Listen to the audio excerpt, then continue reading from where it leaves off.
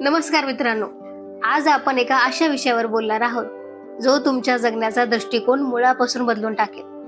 पण सुरुवात करण्यापूर्वी मला तुम्हाला एका वेगळ्या जगात घेऊन जायचं आहे. कल्पना करा की तुम्ही आज रात्री शांतपणे झोपला आहात आणि अचानक मध्यरात्री तुमच्या घराचा दरवाजा जोरात ठोठावला जातो. काही सैनिक तुमच्या घरात घुसतात, तुम्हाला आणि तुमच्या कुटुंबाला ओढत बाहेर काढतात. तुम्हाला तुमचं सामान, तुमचे पैसे, तुमचे कपडे काहीही घेऊ दिलं जात नाही.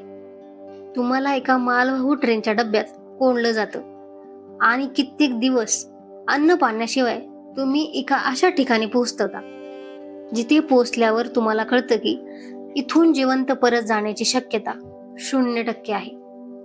हे ऐकायला एखाद्या भयानक स्वप्नासारखं वाटतंय ना? पण हे स्वप्न नव्हतं, हे जळजळीत वास्तव्य होतं. डॉक्टर विक्टर फ्रँकल यांचं. ते एक नामवंत सायकॅट्रिस्ट होते जे लोकांच्या मनाचे कोडे सोडवायचे. पण नियतीने त्यांनाच अशा जागी नेऊन उभं केलं जिथं माणसाचं मन आणि शरीर दोन्ही एका क्षणात मोडून पडू शकतं. नाझीच्या भयानक कॉन्सन्ट्रेशन कॅम्पमध्ये त्यांना कैद करण्यात आलं. आज आपण ज्या पुस्तकाबद्दल बोलणार आहोत, मॅन सर्च फॉर मीनिंग, हे केवळ एक पुस्तक नाहीये, हे मानवी इच्छाशक्तीचे एक जिवंत प्रमाणपत्र आहे. मित्रांनो, इंटरनेटवर तुम्हाला असे हजारो व्हिडिओ मिळतील जे तुम्हाला यशस्वी कसं व्हायचं, श्रीमंत कसं व्हायचं हे सांगते. पण आजचा हा व्हिडिओ तुम्हाला जिवंत कसं राहायचं आणि त्याहूनही महत्वाचं म्हणजे जगण्याचं कारण कसं शोधायचं हे सांगणार आहे. मला माहिती आहे, आज आपल्यापैकी अनेक जण एका वेगळ्या प्रकारच्या छळछावणीत अडकले आहेत. कुणी आपल्या करिअरच्या चिंतेत आहे, कुणाचं नुकतंच ब्रेकअप झालंय, कुणाला असं वाटतंय की माझ्या आयुष्याला काही अर्थच उरला नाहीये. आपण सोयी सुविधांच्या जगात असूनही आतून इतके रिकामे का आहोत? आपल्याकडे सगळं असूनही आपण आनंदी का नाही आहोत? या प्रश्नाचे उत्तर आपल्याला फ्रँकल यांच्या त्या आलेल्या अनुभवातून मिळणार आहेत. आजच्या या प्रवासात आपण फक्त या पुस्तकाची समरी नाही बघणार, तर आपण हे अनुभवणार आहोत की जेव्हा माणसाकडून त्याचं सर्वस्व हिरावून घेतलं जातं, अगदी त्याचं नाव सुद्धा, तेव्हा त्याच्याकडे नक्की काय शिल्लक राहतं? मृत्यू डोळ्यासमोर असताना सुद्धा काही लोक शांत आणि आनंदी कसे राहू शकले? आणि सर्वात महत्वाचं म्हणजे फ्रँकल यांनी शोधलेलं ते जगण्याचं गुपित काय आहे, जे आजही तुमच्या आणि माझ्या आयुष्यातला अंधार दूर करू शकतं. मित्रांनो, काही गोष्टी घाईत समजून घेता येत नाहीत, त्यांना अनुभवावं लागतं. जर तुम्ही आयुष्याच्या अशा वळणावर असाल जिथे तुम्हाला रस्ता सापडत नाहीये, तर हा व्हिडिओ शेवटपर्यंत नक्की पहा. मी तुम्हाला शब्दांच्या पलीकडचा एक अनुभव देण्याचा प्रयत्न करेन. चला तर मग जाऊया त्या काळोख्या काटांच्या कुंपणापलीकडे, जिथे माणुसकीची सर्वात मोठी परीक्षा गेली होती. मित्रांनो, आता आपण त्या ट्रेनच्या डब्यातून खाली उतरणार आहोत. ऑक्सफिल हे नाव नुसतं जरी उच्चारलं तरी आजही युरोपमध्ये लोकांच्या अंगावर काटा येतो. जेव्हा फ्रँकल आणि त्यांचे सहकारी त्या स्टेशनवर उतरले तेव्हा त्यांच्यासमोर काय होतं? काळोखी रात्र, धूर ओकणाऱ्या चिमण्या आणि हातात चाबूक घेऊन ओरडणारे नाझी सैनिक. तिथे एक निवड व्हायची. फ्रँकल सांगतात की एका बाजूला एक ऑफिसर उभा असायचा ज्याच्या एका हाताच्या इशाऱ्यावर तुमचं आयुष्य अवलंबून होतं. जर त्याने उजवीकडे इशारा केला तर त्याचा अर्थ होता की तुम्ही काम करण्यासाठी फिट आहात. पण जर त्याने डावीकडे इशारा केला तर त्याचा अर्थ असा होतो की पुढच्या काही तासात तुम्हाला गॅस चेंबरमध्ये संपवलं जाईल. विक्टर यांच्या डोळ्या देखत त्यांचे वृद्ध आई वडील आणि त्यांची पत्नी यांना दुसऱ्या बाजूला नेलं गेलं. त्यांना वाटलं की हे काहीतरी तात्पुरतं असेल, पुन्हा आपण भेटू. पण ती त्यांची शेवटची भेट होती. कल्पना करा, ज्या व्यक्तीला तुम्ही सर्वात जास्त प्रेम करता ती तुमच्या डोळ्यासमोरून कायमची चालली गेली आहे आणि तुम्हाला त्याचा सुगावही नाहीये. कॅम्पमध्ये गेल्यावर पहिली गोष्ट काय केली गेली? त्यांच्या हातावर एक नंबर गोंदला गेला. विक्टर फ्रँकल हे नाव आता मिटवलं गेलं होतं. आता ते फक्त एक नंबर होते. त्यांचे कपडे काढले गेले, अंगावरचे केस कापले गेले. फ्रँकल म्हणतात, त्या क्षणी मला जाणीव झाली की माझ्याकडे लग्न अस्तित्वाशिवाय आणि काहीच उरलं नाही. ज्या हस्तलिखितावर त्यांनी वर्षानुवर्ष मेहनत केली होती ते एका सैनिकाने त्यांच्यासमोर फाडून टाकलं. आयुष्यभराची कमाई एका सेकंदात कचरा झाली होती. तिथलं जगणं म्हणजे काय होतं? दिवसाला फक्त 1 कप पाण्यासारखं पातळ सूप आणि ब्रेडचा एक छोटा तुकडा. त्या तुकड्यासाठी लोक एकमेकांचे जीव घ्यायला तयार व्हायचे. थंडी इतकी की पाय गोठून काळे पडायचे, तरीही त्याच पायांनी बर्फात काम करावं लागायचं. पण या शारीरिक छळापेक्षाही मोठा छळ होता मानसिक छळ. फ्रँकल यांनी एक गोष्ट नोटीस केली. तिथे लोक 3 टप्प्यातून जायचे. पहिला टप्पा होता धक्का, शॉक. जेव्हा आपण संकटात पडतो तेव्हा सुरुवातीला आपल्याला विश्वासच बसत नाही. दुसरं ॲपॅथी म्हणजे उदासीनता. काही दिवसांनी तिथे लोक इतके निगरगट्ट झाले की त्यांच्या समोर कोणी मेला तरी त्यांना काहीच वाटेनासं झालं. त्यांच्या भावना मेल्या होत्या. नंतर कायद्यांची मानसिकता. तिथे फक्त आजचा दिवस कसा तरी जिवंत राहायचं हाच एकमेव उद्देश उरला होता. आणि हा पण खूप महत्वाचा आहे. याच नरकामध्ये विक्टरने काही अशा गोष्टी पाहिल्या ज्या विज्ञानाच्या पलीकडच्या. त्यांनी पाहिलं की काही कैदी असे होते जे स्वतःच्या वाटणीचा तो छोटासा ब्रेडचा तुकडा सुद्धा दुसऱ्या गरजूला द्यायचे. ते इतरांच्या जखमावर फुंकर घालायचे. त्यांच्याकडे द्यायला काहीच नव्हतं, तरीही ते माणुसकी देत होते. विक्टर विचार करू लागले, ज्यांच्याकडे खायला नाही, जे कधीही मरू शकतात, त्यांच्यात ही ताकद येते कुठून? तिथेच त्यांना मानवी स्वभावाचं सर्वात मोठे सत्य सापडलं. ते म्हणतात, तुमच्याकडे तुमचं सगळं हिरावून घेतलं जाऊ शकतं, पण तुमच्या मनाची अवस्था, तुमच्या विचारांची निवड आणि त्या संकटात तुम्ही कसं वागायचं, हे स्वातंत्र्य जगातील कोणतीही ताकद, कोणतीही हुकुमशाह तुमच्याकडून हिरावून घेऊ शकत नाही. आज आपण छोट्याशा अपयशाने खचून जातो. कोणी 4 शब्द वाईट बोलले तरी आपण डिप्रेशनमध्ये जातो. पण ज्या माणसाने हाडाचा सांगडा झालेल्या अवस्थेत सुद्धा दुसऱ्याला मदत केली, त्याची ती आंतरिक ताकद कुठे होती? ती ताकद होती त्याच्या उद्देशात, पर्पोजमध्ये. विक्टर यांनी ठरवलं होतं की मी इथून बाहेर पडणार आणि जगाला ही गोष्ट सांगणार. त्यांनी त्यांच्या दुःखाला एक अर्थ दिला होता. आता आपण पुढे जाणार आहोत एका अशा भागात जिथे विक्टर आपल्याला शिकवणार आहेत की परिस्थिती बदलता येत नसेल तेव्हा स्वतःला कसं बदलायचं. कारण कॅम्पमधल्या त्या काट्यांच्या कुंपणात सुद्धा त्यांना स्वातंत्र्य सापडलं होतं. आता आपण अशा भागात आहोत जिथे विक्टर फ्रँकल आपल्याला जगातील सर्वात मोठं शास्त्र देतात, लोगोथेरपी.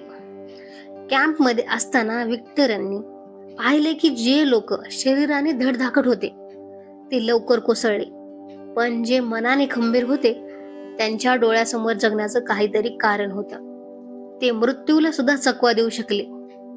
विक्टर म्हणतात, माणसाची सर्वात मोठी प्रेरणा सुख, प्लेजर किंवा सत्ता, पावर मिळवणं ही नसून आपल्या आयुष्याचा अर्थ, मीनिंग शोधणं ही आहे. आजच्या काळात आपल्याला वाटतं की खूप पैसे कमावले की सुख मिळेल, पण विक्टर म्हणतात की अर्थाशिवाय मिळणारं सुख हे पोकळ असतं. मग हा अर्थ शोधायचा कसा? त्यांनी याचे 3 ठोस मार्ग सांगितले आहेत जे तुमच्या आणि माझ्यासाठी आजच्या जगात तितकेच लागू होतात. By creating work on doing a deal. पहिला मार्ग आहे काहीतरी निर्माण करणं, एखादं असं काम करणं जे तुमच्या अस्तित्वाचा पुरावा असेल. कॅम्पमध्ये विक्टर स्वतःला सांगायचे, मला जिवंत राहायचंय कारण मला माझं ते हरवलेलं पुस्तक पुन्हा लिहायचंय. त्यांच्या कामावरील प्रेमाने त्यांना थंडीत आणि भूक विसरायला लावली. आजच्या जगात बघा, तुम्ही नोकरी, तुमचा व्यवसाय किंवा एखादा छोटासा छंद जरी तुम्ही ते काम फक्त पैसे मिळवण्यासाठी करत असाल तर तुम्ही लवकर थकाल. पण जर तुम्ही ते काम कोणाचं तरी आयुष्य सोपं करण्यासाठी किंवा काहीतरी चांगलं घडवण्यासाठी करत असाल तर ते काम तुम्हाला जगण्याची शक्ती देतं. जेव्हा तुम्ही एखादं झाड लावता, एखादी पेंटिंग काढता किंवा एखादा कठीण प्रोजेक्ट पूर्ण करता, तेव्हा तुम्ही तुमच्या आयुष्याचा एक अर्थ निर्माण करत असता. By expressing someone or something, प्रेमाद्वारे आणि अनुभवाद्वारे. दुसरा मार्ग म्हणजे अनुभव. एखादी सुंदर कलाकृती पाहणं, निसर्गाचा आनंद घेणं किंवा सर्वात महत्वाचं प्रेम. विक्टर जेव्हा त्या चिखलात काम करत असत, तेव्हा त्यांच्यासमोर त्यांच्या पत्नीचा चेहरा यायचा. त्यांना माहिती नव्हतं ती जिवंत आहे की नाही, पण तिच्यावरच्या प्रेमाने त्यांना सांगितलं की जगामध्ये अजूनही असं काहीतरी सुंदर आहे ज्यासाठी मला जिवंत राहायचे. आज आपण प्रेमाला खूप संकोचित केले, पण विक्टर म्हणतात, प्रेम ही माणसाची अंतिम आणि सर्वोच्च प्राप्ती आहे.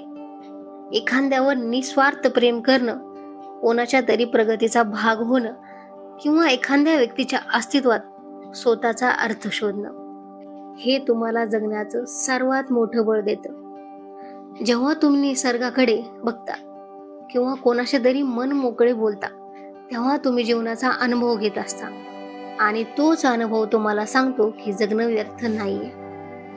Bye the attitude toward unavoidable suffering, दुःखाकडे बघण्याचा दृष्टिकोन. आता तिसरा आणि सर्वात महत्वाचा मार्ग. जर तुमच्याकडे काम नसेल, जर तुमच्या आयुष्यात प्रेम नसेल आणि तुमच्या वाट्याला फक्त दुःख आलेलं असेल, तर काय? विक्टर इथे एक क्रांतिकारी विचार सांगतात. ते म्हणतात, जेव्हा आपण परिस्थिती बदलू शकत नाही, तेव्हा आपल्या समोर स्वतःला बदलण्याचं आव्हान असतं. कॅम्पमध्ये मृत्यू अटळ होता, दुःख अटळ होतं, पण विक्टरने पाहिलं की ज्यांनी आपल्या दुःखाला एक उद्देश दिला ते खचले नाहीत. समजा एखादा माणूस आजारी आहे आणि तो कधीच बरा होणार नाही, तर त्याचं जगणं व्यर्थ झालं का? विक्टर म्हणतात, नाही. तो माणूस ज्या धैर्याने त्या आजाराला सामोरे जातो, तो इतरांसाठी एक उदाहरण बनतो. त्याचं ते सहन करणं ही त्याची मोठी कृती बनते. जेव्हा तुम्ही तुमच्या अपयशाला, तुमच्या गरिबीला किंवा तुमच्या शारीरिक व्याधीला एक तपस्या मानता, तेव्हा त्या दुःखाची धार कमी होते. दुःख हे फक्त वेदना न राहता तुमच्या व्यक्तित्वाला आकार देणारे एक माध्यम बनतं. विक्टर म्हणतात, suffering changes to be a suffering the moment it finds a meaning. ज्या क्षणी तुमच्या दुःखाला एक अर्थ मिळतो, त्या क्षणी ते दुःख राहत नाही. मित्रांनो, आज आपल्याकडे सगळं असूनही आपण अस्वस्थ का आहोत? कारण आपण आपल्या अस्तित्वाच्या पोकळीमध्ये आहोत. आपल्याला वाटतं की आयुष्य म्हणजे फक्त रविवारची मजा आणि सोमवारचा कंटाळा. आपण रिकामा वेळ भरून काढण्यासाठी सोशल मीडिया वापरतो, पण मन मात्र रिकामच राहतं, कारण आपण अर्थ शोधणं थांबवले. फ्रँकल म्हणतात, आयुष्याला विचार करू नका की तू मला काय देणार आहेस. उलट आयुष्याने तुम्हाला जो प्रश्न विचारलाय त्याचं उत्तर तुमच्या कर्तृत्वातून द्या. तुम्ही संकटात कसे वागता यावरून तुमचं अस्तित्व सिद्ध होतं. आता आपण एका खूप महत्वाच्या वळणावर आहोत. तुम्ही म्हणाल, विक्टर यांच्या काळात युद्ध होतं, नाझी सैनिक होते, तो काळ वेगळा होता. आज आम्ही सुरक्षित आहोत, आमच्याकडे खायला अन्न आहे, घर आहे, मग आम्हाला या तत्वज्ञानाची काय गरज? पण खरं सांगू का, आज आपण एका वेगळ्या अदृश्य कॉन्सन्ट्रेशन कॅम्पमध्ये जगत आहोत. हा कॅम्प आहे मानसिक तणावाचा, कमिशनच्या शर्यतीचा आणि सोशल मीडियाच्या दिखाव्याचा. आज आपल्याला एखादा मेल आला, बॉस ओरडला किंवा सोशल मीडियावर आपल्या फोटोला कमी लाईक्स मिळाले, तरी आपण डिप्रेशनमध्ये जातो. आपण इतकी कमकुवत का झालो आहोत? कारण आपल्या आयुष्यात सोयी सुविधा वाढल्या आहेत, पण उद्देश कमी झाला. विक्टर फ्रँकल यांनी जे अनुभवलं त्याला ते एक्स्टेन्शियल व्हॅक्यूम म्हणजे अस्तित्वाची पोकळी म्हणतात. आज आपल्यापैकी अनेकांना रात्री झोपताना हे जाणवते की मी हे सगळं कशासाठी करतोय. सकाळी उठून त्याच कामाला जाणं, तेच पैसे कमवणं आणि तेच आयुष्य जगणं. याला अर्थ काय? फ्रँकल आपल्याला आजच्या जगण्यासाठी 3 मोठे धडे देतात, जे तुम्ही आजपासून लागू करू शकता. फ्रँकल यांनी पुस्तकात एक खूपच सुंदर गोष्ट लिहिली आहे. ते म्हणतात, यशाच्या मागे धावू नका. तुम्ही जितकं यशाच्या मागे धावाल तितकं ते तुमच्यापासून दूर जाईल. कारण यश हे आनंदासारखं असतं. ते शोधून सापडत नाही. ते तुमच्या कामाचा एक बाय प्रोडक्ट असं पाहिजे. आज आपण फक्त पॅकेज आणि स्टेटसच्या मागे धावतोय, म्हणूनच आपण थकलो आहोत. त्याऐवजी जर आपण एखाद्या अशा कामात स्वतःला वाहून घेतलं ज्यावर आपलं प्रेम आहे, तर यश आणि आनंद छताला फाडून तुमच्याकडे येतील. तुम्ही तुमचं का वाय शोधा. आजच्या पिढीचा सर्वात मोठं दुःख हेच नाहीये की त्यांच्याकडे साधन नाहीत, तर दुःख हे आहे की त्यांच्याकडे कारण नाहीये. फ्रँकल म्हणतात, ज्या माणसाकडे जगण्यासाठी एक का आहे, त्यांच्याकडे वाय आहे, तो कोणासाठी कसे हावला सहन करू शकतात. जर तुमच्याकडे तुमच्या कुटुंबाला सुखी ठेवण्याचं, स्वतःला सिद्ध करण्याचं भक्कम कारण असेल, तर ऑफिसचा ताण, पैशाची चणचण किंवा आरोग्याच्या समस्या तुम्हाला तोडू शकणार नाहीत.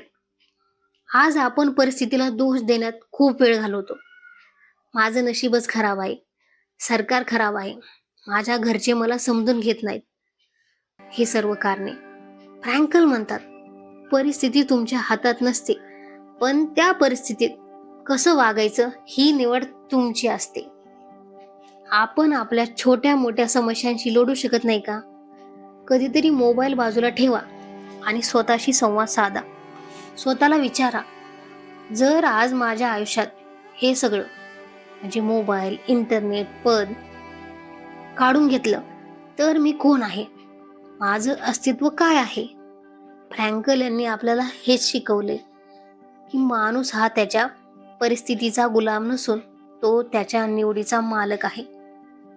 मित्रांनो, विक्टर फ्रँकल यांचं हे पुस्तक आणि त्यांचे अनुभव आपल्याला एकाच सत्याकडे घेऊन जातात की माणसाचं शरीर मारलं जाऊ शकतं, त्याची संपत्ती हिरावली जाऊ शकते, पण त्याच्या आत्म्याचं स्वातंत्र्य कोणीही हिरावून घेऊ शकत नाही. विक्टर जेव्हा त्या छळछावणीतून बाहेर आले तेव्हा त्यांना कळालं की ज्या पत्नीच्या आठवणीत ते जिवंत राहिले ती आता या जगात नाहीये. त्यांचे आई वडील, भाऊ कोणीच उरलं नव्हतं. ते पूर्णपणे एकटे होते, पण तरीही त्यांनी हार मानली नाही. त्यांनी जगाला द्वेष दिला नाही, तर हे महान तत्वज्ञान दिलं. कारण त्यांनी त्यांच्या अतुलनीय दुःखाला सुद्धा एक उद्देश दिला होता. मला मनापासून वाटतं की हा व्हिडिओ तुमच्या आयुष्यातला थोडा तरी बदल घडवेल. जर तुम्हाला यातील एखादा विचार आवडला असेल किंवा तुमच्या आयुष्यात असा एखादा प्रसंग आला असेल जिथे तुम्ही संकटावर मात केली, तर कमेंट्समध्ये नक्की सांगा. असेच सखोल आणि आयुष्य बदलणारे व्हिडिओ पाहण्यासाठी आपल्या चॅनलला सबस्क्राईब करा. हा व्हिडिओ तुम्हाला अशा एका मित्राला किंवा नातेवाईकाला नक्की शेअर करा ज्याला सध्या मानसिक आधाराची गरज आहे. तुमची एक छोटी कृती कोणाचं तरी आयुष्य वाचवू शकतं. चला तर मग भेटूया पुढच्या व्हिडिओत एका नवीन पुस्तकासह आणि एका नवीन ऊर्जेसह. तोपर्यंत स्वतःची काळजी घ्या आणि स्वतःच्या आयुष्याला अर्थ शोधत राहा. धन्यवाद.